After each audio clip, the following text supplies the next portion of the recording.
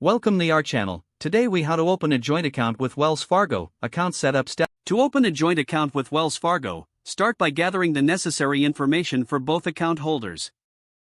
Make sure you both have valid identification, such as a driver's license or passport. You will also need social security numbers or individual taxpayer identification numbers. Next, visit the Wells Fargo website or your nearest branch. If you're using the website, navigate to the Accounts section. Choose the option for joint accounts. Read the account features and fees carefully. Once you understand the terms, click on the Apply Now button. You will be prompted to enter personal information for both applicants. Begin with your information first, including your name, address, and contact details. After entering your details, add the second account holder's information. Ensure all information is accurate to avoid processing delays. Next, you will choose the type of joint account you wish to open.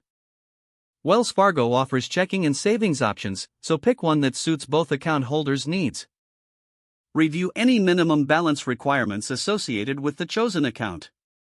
Once you've made your selection, proceed to review the account terms and conditions. Both account holders must read and agree to the terms for the application to proceed. After confirmation, you will be directed to funding your new account. You can fund the account through a transfer from another bank or by making an initial deposit. If you're in a branch, bring cash or a check for the initial deposit. Once everything is submitted, wait for confirmation of your new joint account. You will receive information about accessing your account online.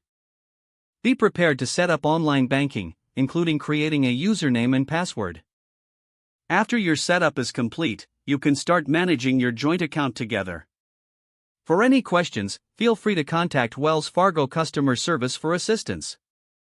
If the page does not load, refresh the browser or try again in a private or incognito window. Make sure you are using the correct email address, then retype it carefully to avoid small typos. If your password is not accepted, use the reset option and create a new strong password you can remember. Don't forget to like this video and subscribe to our channel for more step-by-step tech guides.